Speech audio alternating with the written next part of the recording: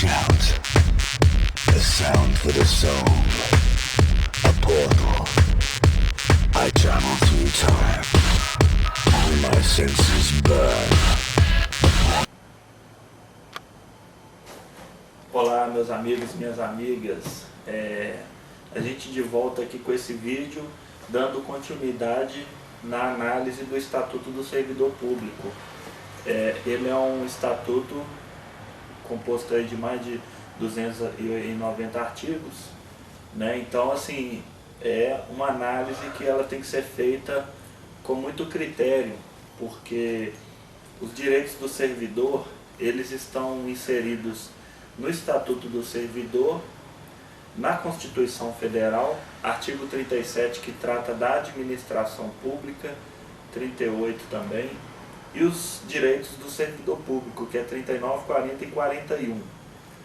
E o concurso também exige o Código Penal, parte especial, onde trata dos crimes contra a administração pública.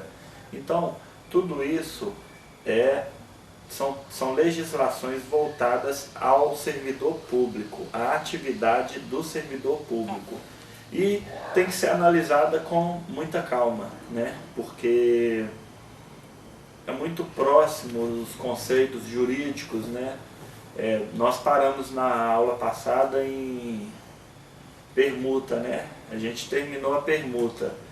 E voltando aqui, fazendo um retrospecto do que a gente viu que cargo público é aquele que é pago pelos cofres públicos, feito por lei específica, né, com número de vagas determinado, né? O provimento, a gente viu que ele é o preenchimento do cargo, né? Ele pode dar pela promoção, pela nomeação, né? Nomeação e posse, claro, e exercício, né? Porque a posse, ela compreende 4 momentos, né? Homologação do concurso, nomeação, posse e exercício, né? Então é feito de 4 etapas. A reversão, a reintegração, né? Tudo isso é uma maneira de você, o aproveitamento é maneira de você prover, né? Que é o que? Preencher o cargo público, né? A atribuição do governador extinguir e criar cargos. A promoção, a gente viu que a lei que trata da promoção, ela foi modificada, né, por uma lei aí de 1962, nós citamos na aula anterior. Quem não tiver acompanhado tem que ir lá atrás para estar olhando, né? Um outro fato é a transferência, né, a pedido ou ex officio, né, ex officio no interesse da administração pública, né? O estágio probatório é 3 anos, né? Esquece onde diz sobre 2 anos, esquece essa parte do estatuto que fala que é 2 anos, porque agora é 3 anos. Então vamos lá, isso aqui é a apostila comentada que a gente fez, né?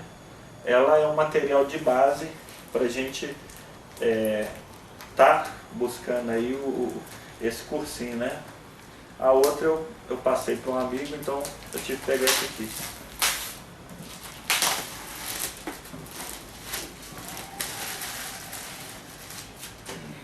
Então vamos lá, gente.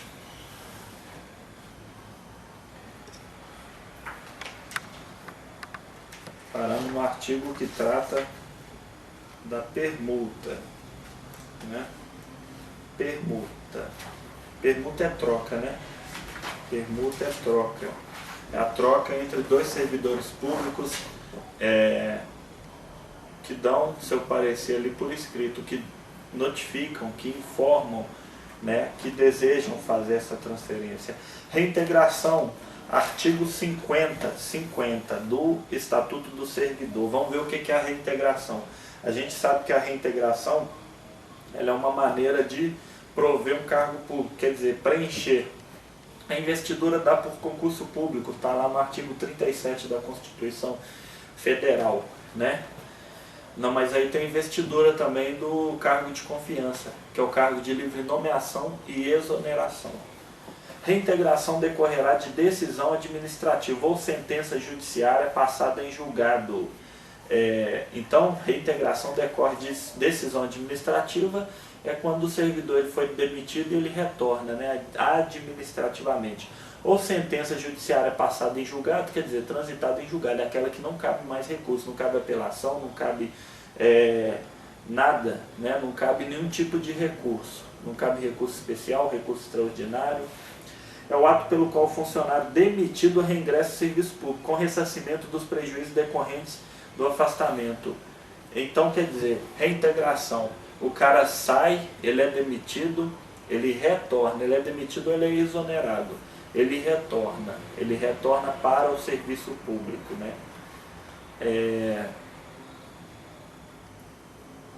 Parágrafo 1º. A reintegração será feita no cargo anteriormente ocupado, se esse houver sido transformado no cargo resultante da transformação. É o caso lá da Polícia Civil, lá como que chama? Carcereiro, né? Carcereiro transformou em agente de polícia. Então, aí o cara saiu, o cara volta como agente de polícia. E se provido ou extinto em cargo de natureza, vencimento ou remuneração equivalente, respeitada a habilitação profissional. Parágrafo 2º. Não sendo possível fazer reintegração pela forma prescrita no parágrafo anterior, será o ex-funcionário posto em disponibilidade no cargo que exercia, com provento igual ao vencimento ou remuneração. Fica à disposição da secretaria lá.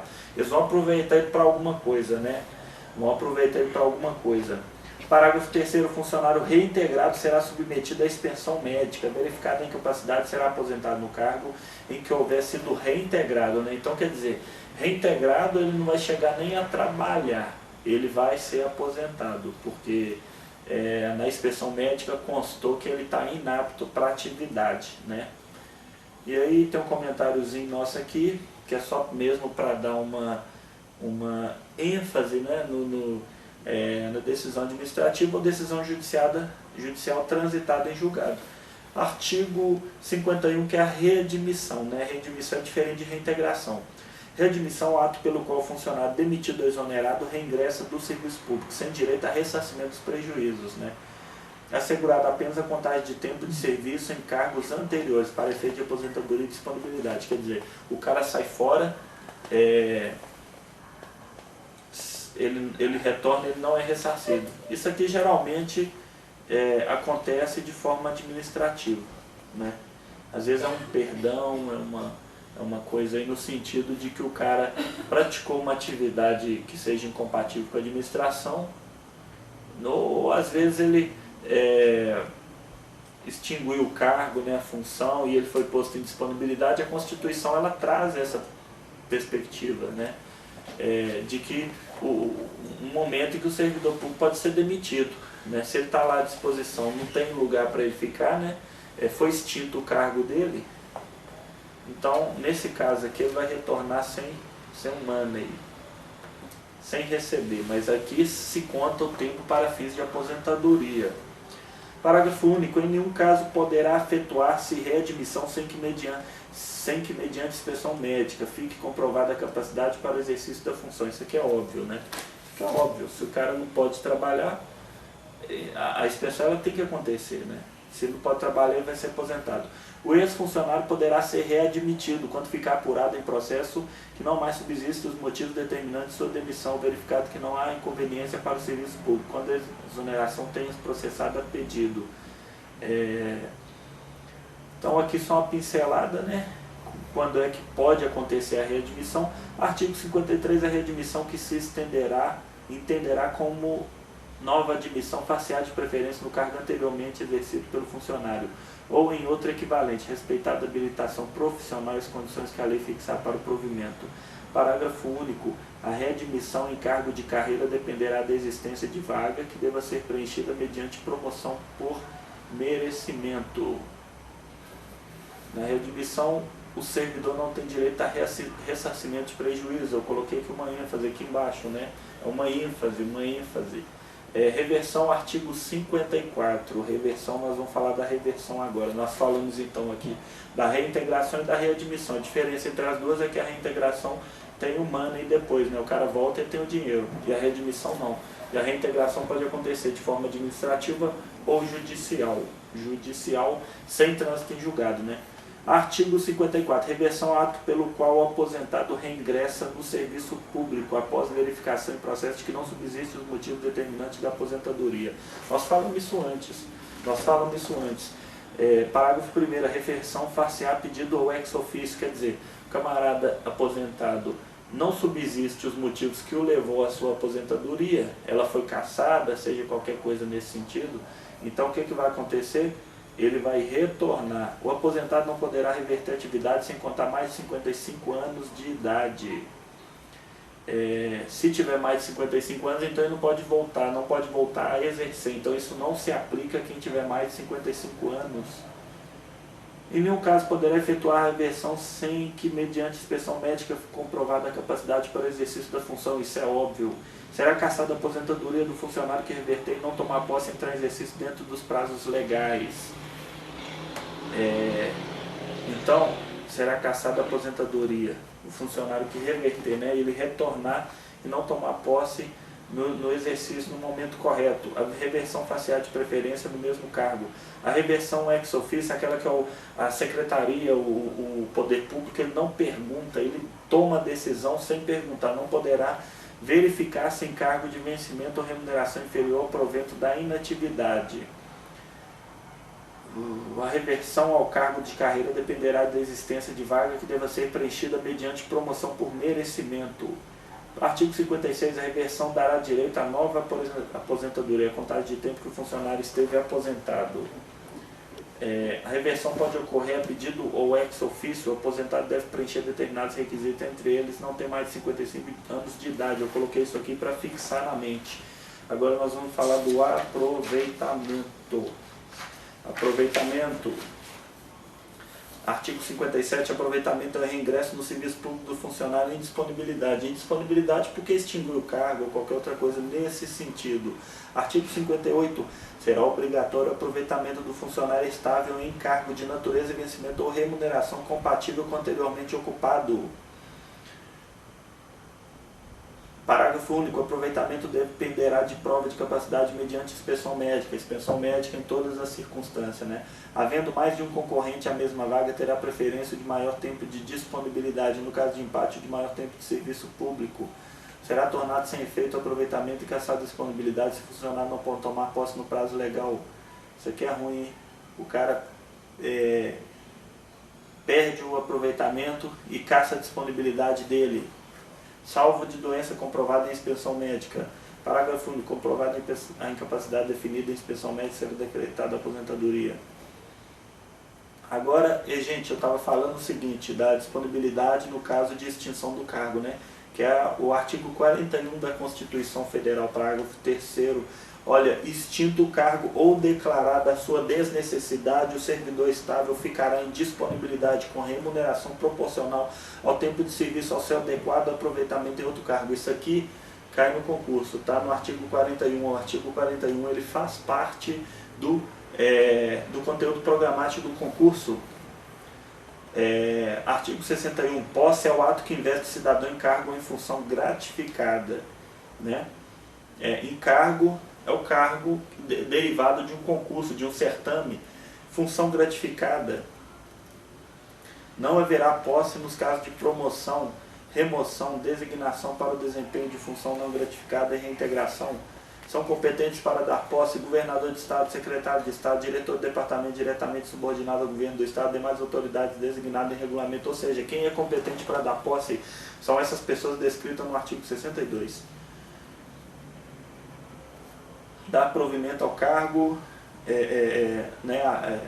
o provimento aqui é competência privativa do governador, a posse pode ser delegada. Eu coloquei isso aqui na apostila comentada aqui para o pessoal dar uma sacada, né? Artigo 63. A posse verificar-se mediante a lavatura de um termo que é assinado pela autoridade que daí pelo funcionário será arquivado no órgão de pessoal da respectiva repartição depois dos competentes registro. Então o cara assina o livro de posse, nomeado, tomou posse, entra em exercício, está provido o cargo, está preenchido, né? Então nós estamos falando da posse, parágrafo único, o funcionário prestará no ato de posse o compromisso de cumprir fielmente os deveres do cargo ou da função. Artigo 64. A posse deverá ser tomada por procuração quando se tratar de funcionário ausente do Estado em missão do governo em casos especiais a critério da autoridade competente. O cara não pode chegar lá para tomar posse, ele assina uma procuração para que uma pessoa assim o faça. Artigo 65. A autoridade que der posse deverá verificar sob pena de pessoalmente responsabilizada se forem satisfeitas as condições estabelecidas no artigo 13 e as especiais fixadas em lei ou regulamento para investidura no cargo ou na função.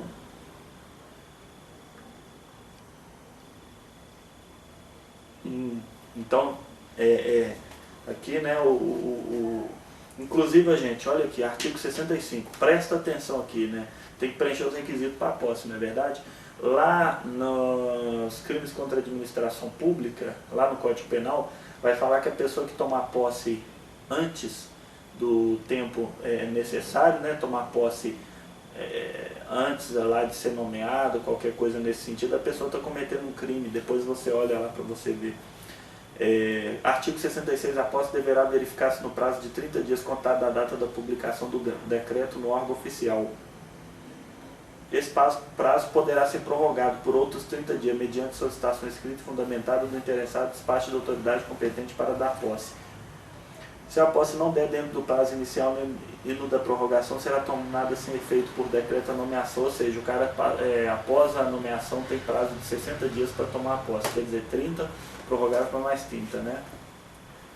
Aqui, você aí, faz um vídeo lá enquanto isso, que aí já adianta o processo.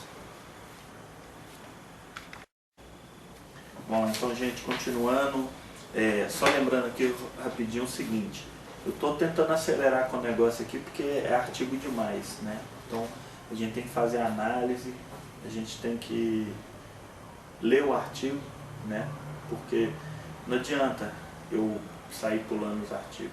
Então vamos continuar aqui, vamos acelerar esse troço, né? Aqui, ó, da fiança, né? Fiança, nós vamos falar aqui agora o artigo 67. Fiança, gente, fiança é garantia fidejussória, né? Tá aqui embaixo aqui, ó. Representa depósito em confiança de valores aceitos para tornar efetiva a responsabilidade de um encargo.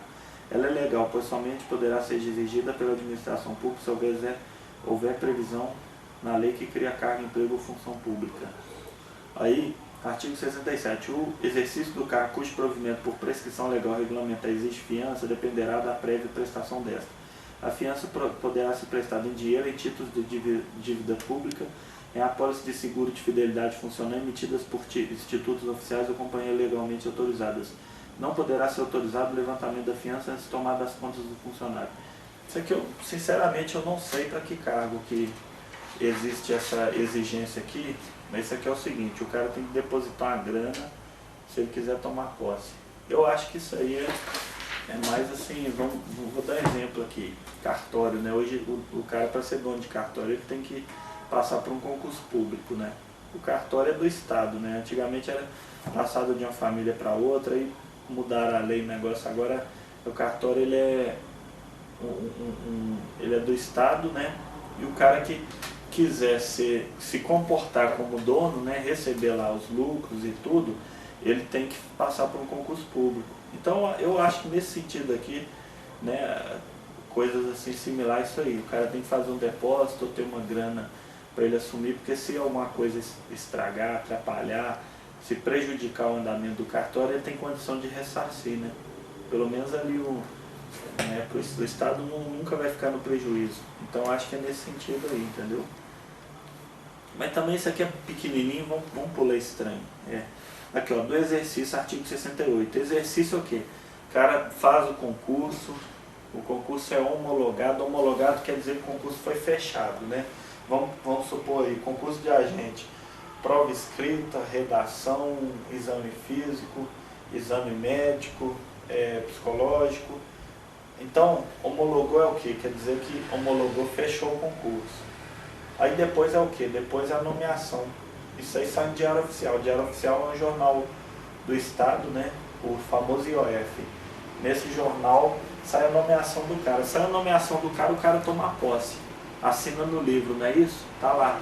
Quem é competente para dar posse. Agora é o exercício. O exercício é a atividade propriamente dita do servidor público, né? O exercício, a interrupção e reinício do exercício serão registrados no assento individual do funcionário. O início do exercício e as alterações que neste ocorrerem serão comunicados pelo chefe da repartição de serviço em que estiver lotado funcionário, respectivo serviço de pessoal e autoridade, a quem cabe tomar conhecimento. Artigo 69. O chefe da repartição ou do serviço a que for designado funcionário é a autoridade competente para lhe dar o exercício. Então, lhe dar o exercício aqui é o chefe de repartição, né? Mas a posse não. A posse está lá no artigo 62, não é isso?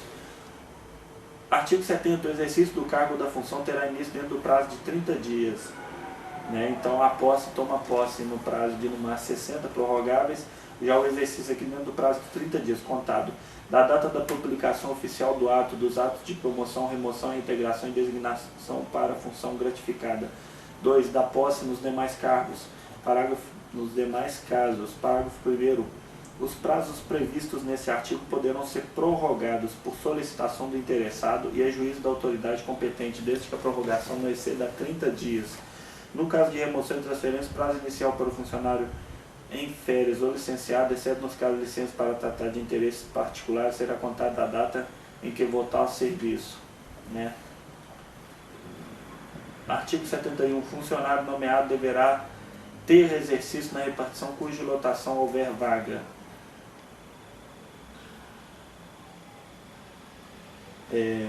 Parágrafo único. Funcionário promovido poderá continuar exercício na repartição em que estiver servindo. Artigo 72. Nenhum funcionário poderá ter exercício em serviço ou repartição diferente daquela que estiver lotado, salvo nos casos previstos nesse estatuto ou prévia autorização do governador do estado. Parágrafo único. Na última hipótese, o afastamento do funcionário só será permitido para fim determinado e por prazo certo. Artigo 73. Entende-se por lotação o número de funcionários que cada carreira de cargos isolados que devam vamos voltar aqui. Artigo 73. Entende-se por lotação o número de funcionários de cada carreira e cargos isolados que devam ter exercício em cada repartição ou serviço. Lotação naquele local ali. Então, é o número de cargo isolado e cargo de carreira. Cargo de carreira é aquele que tem progressão, promoção. Cargo isolado é aquele que o cara entra com salário e ali ele não tem condição de ser promovido ou progredir na carreira, né? Artigo 74. O funcionário deverá apresentar ao órgão competente, após ter tomado posse e antes de entrar em exercício, elementos necessários à abertura do assentamento individual. Artigo 75. O número de dias que o funcionário gastar em viagem para entrar em exercício será considerado para todos os efeitos como de efetivo exercício. Parágrafo único. Esse período de trânsito será contado da data do desligamento do funcionário. Artigo 76. Nenhum funcionário poderá ausentar-se do Estado para estudo ou missão de qualquer natureza, com ou sem ônus para os cofres públicos, sem autorização ou designação expressa do governador do Estado. Né? Então o cara vai ausentar para estudo ou missão, tem que ter a canetada do governador. Né? Artigo 77. Funcionário designado para estudo ou aperfeiçoamento fora do Estado com ônus para os cofres deste ficará obrigado a prestar serviço pelo menos mais 3 anos. Né? Então, gastou dinheiro do Estado para estudar lá fora, tem que ficar por mais 3 anos no cargo. Não cumprida essa obrigação, indenizará os cofres públicos da importância despendida pelo Estado com o custeio da viagem de estudo ou aperfeiçoamento. Então, se o cara não cumprir esses 3 anos, ele tem que pagar. Salvo caso de absoluta conveniência, juiz do governador do Estado, nenhum funcionário poderá permanecer por mais de 4 anos em missão fora do Estado, nem exercer outra, senão depois de corrido 4 anos de efetivo serviço no Estado, contado da data do regresso. Então, a missão, prazo máximo de 4 anos, né? Tem exceção? Tem exceção. Salvo caso de absoluta conveniência do governador. Artigo 79. Funcionário efetivo preso preventivamente pronunciado por crime comum funcional ou condenado por crime inafiançável em processo no qual não haja pronúncia será considerado afastado do exercício até condenação ou absolvição passada em julgado. No caso de condenação, se essa não for de natureza que determina a demissão do funcionário, será um mês afastado na forma desse artigo, a partir da decisão definitiva até o cumprimento total da pena, com direito a apenas um terço do vencimento ou remuneração. Então, a sentença geralmente já fala assim, ó, você está punido por ter cometido esse crime e você perde isso, perde aquilo, perde o direito político, perde o direito de locomoção, né? Nesse caso aqui, pode ou não perder o cargo público. Não é isso? Pode ou não. Readaptação, artigo 81. Aqui o negócio está acelerando bacana, né? Artigo 81, é muita coisa. Vamos lá, gente. Vamos lá com fé que o negócio vai. Artigo 81 da readaptação, nos casos de perda da capacidade funcional decorrente da modificação do estado físico ou das condições de saúde do funcionário que não justifiquem a aposentadoria, nos casos de desajustamento funcional no exercício das atribuições do cargo isolado de que for titular, funcionário da carreira que pertencer. Então, a readaptação, quando é que ela ocorre? Se o cara teve um problema físico, né, psicológico, mas que não lhe dê condições para que ele aposente, então ele readapta, né? Ele volta a exercer atividade. Ou nos casos de desajustamento funcional no exercício das atribuições, né? Se ele tiver problema com algum desajuste lá, se ele não conseguir cumprir com sua atividade, então ele pode vir a retornar, né? Ele se readapta. Readaptação prevista na linha A do artigo anterior, verificar-se-á, do artigo 81 no caso, que é o anterior, né? Mediante atribuições de novos encargos ao funcionário, compatíveis com a sua condição física e estado de saúde atuais. Se o funcionário sofrer um acidente de trabalho ou qualquer outra condição que limite sua capacidade funcional, após o período de afastamento, ele pode retornar ao seu estado, não justificar a aposentadoria. Marcão, te ligo daqui a pouquinho. Artigo 83. Far-se-á a readaptação prevista na linha B do artigo 81. Pelo cometimento de novos encargos ao funcionário público, respeitadas as atribuições inerentes ao cargo isolado ou à carreira que pertencer, quando se verificar uma das seguintes causas. Isso aqui, no caso, a linha B é aquela que o cara não conseguiu se adaptar, não é verdade? Por uma disfunção, alguma coisa nesse sentido. O nível mental e intelectual do funcionário não corresponde à exigência da função que esteja desempenhando. Então, esse aqui é um requisito para ser analisado. A função atribuída ao funcionário não corresponder aos seus pendores vocacionais. 2. Por transferência a juízo da administração, nos casos de não ser possível verificar a readaptação na forma do item anterior. B. Não possuir o funcionário a habilitação profissional exigida em lei para o exercício do cargo de que for titular. C. Ser o funcionário portador de diploma de escola superior devidamente legalizado, de título ou certificado de conclusão de curso científico ou prático instituído em lei, e esta está em servir em exercício de cargo isolado ou de carreira, cujas atribuições não correspondem aos seus pendores vocacionais, tendo em vista a especialização. Então, quer dizer, cara, no caso aqui, a readaptação, né, no caso daquela pessoa que teve um problema não físico, nem psicológico, mas sim um problema de não conseguir mesmo ali exercer a sua atividade, seja porque ela não tem preparação para tal, seja porque ela não tem capacidade, né? Deixa eu ver aqui.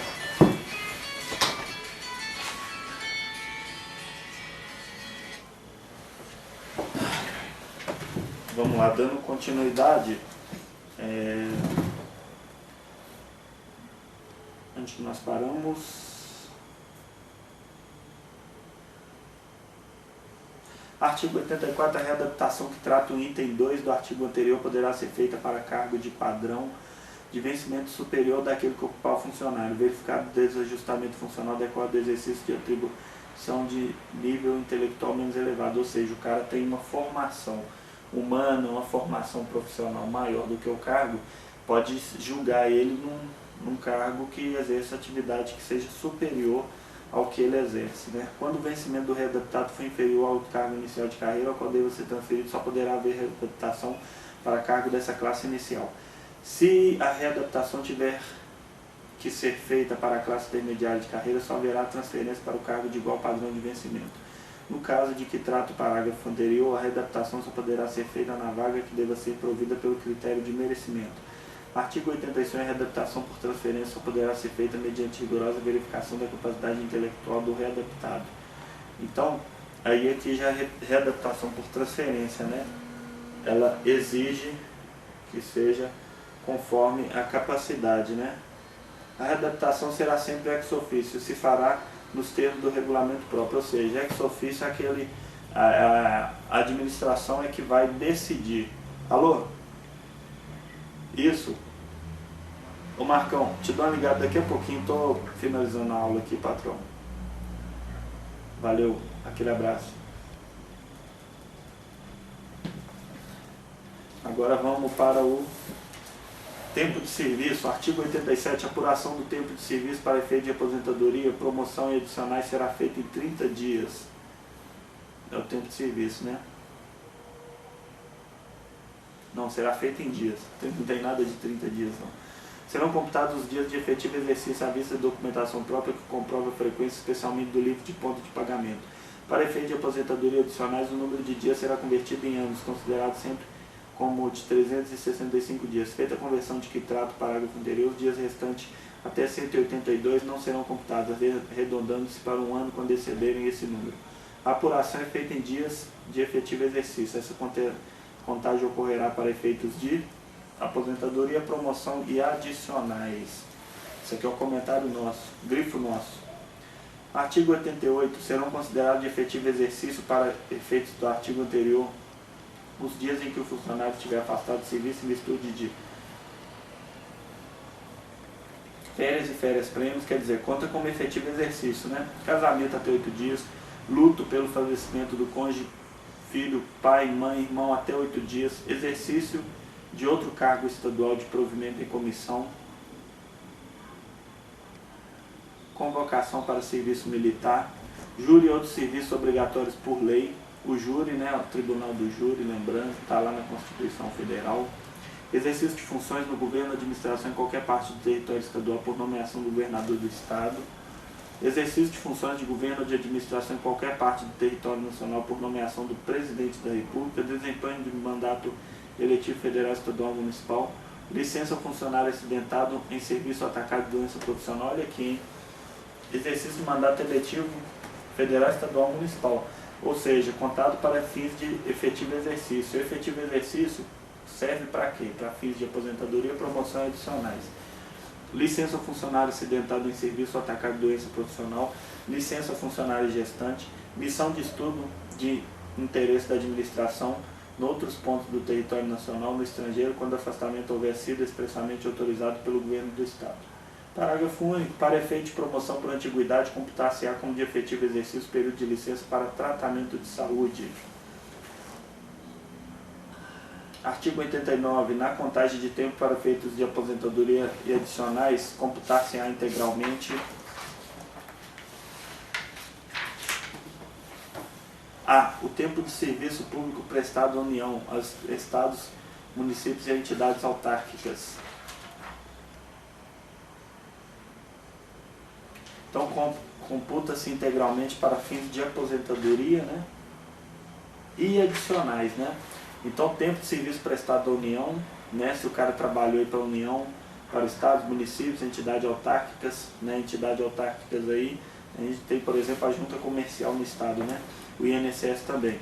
Período de serviço ativo no Exército, nas Forças Armadas, Forças Aéreas, nas auxiliares, prestado durante a paz. Auxiliares entende-se a PM. Computados pelo dobro tempo em operações em guerra. Isso aqui no caso do cara que foi para fora, né, do país. C. O número de dias que o funcionário houver trabalhado como extranumerário ou sob outra forma de admissão deste remunerado pelos cofres públicos. D. O período em que o funcionário esteve afastado para tratamento de saúde também conta. O período em que o funcionário estiver desempenhando, mediante autorização do governo do estado, cargo, funções federais, estaduais e municipais.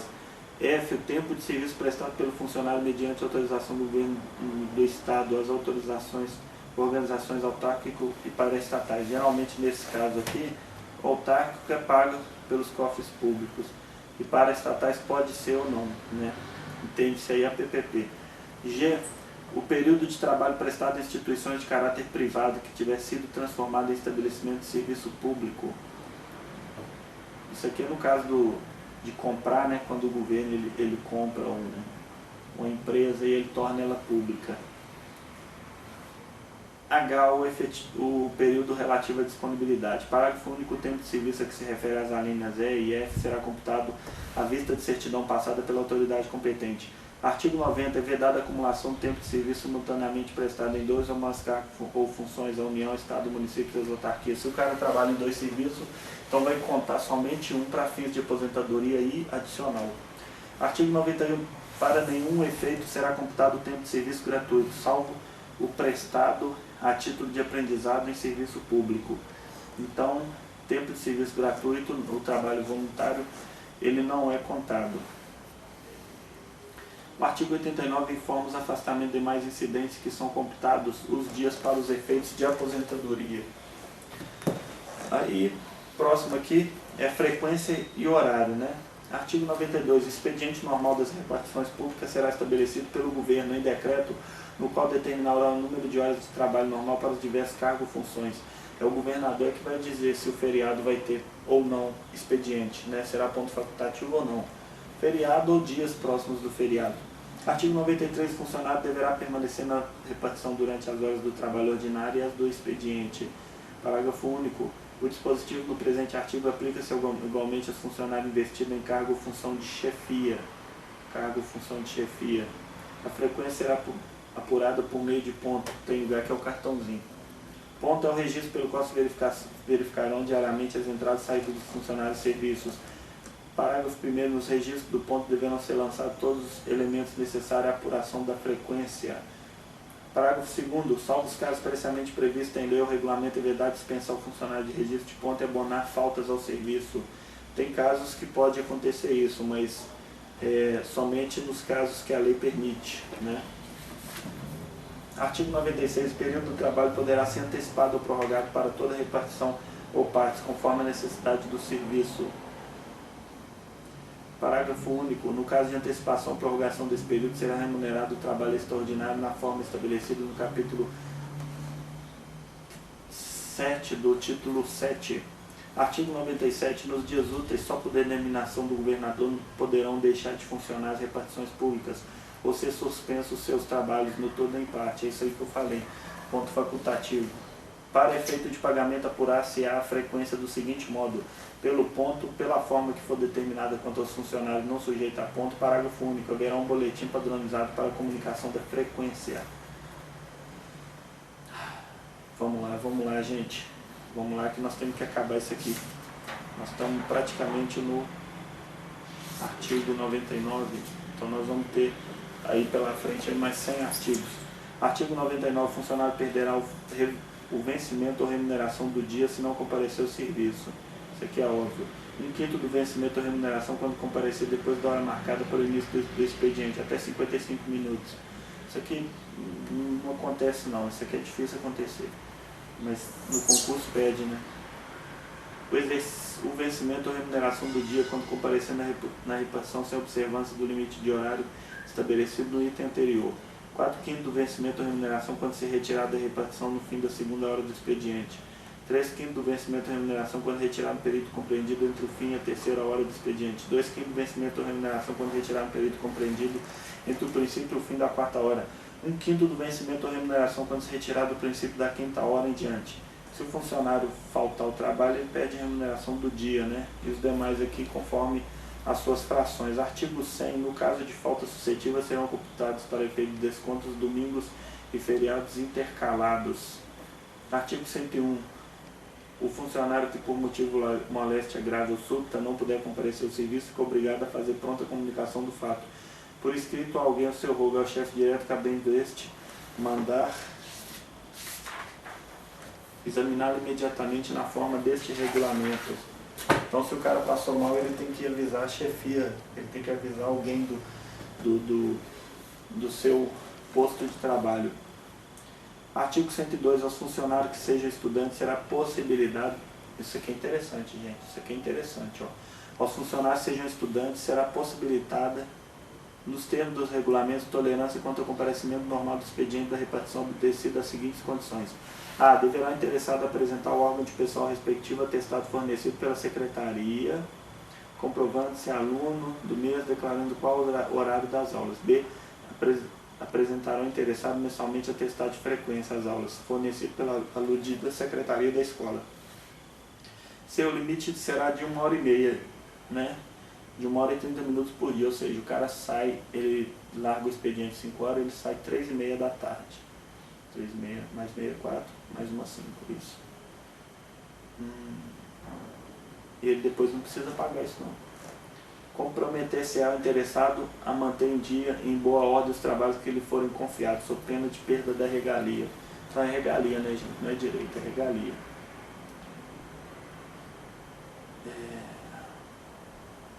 O funcionário que estiver estudando curso superior, técnico, pós-graduação, poderão sair antes do término do expediente, né?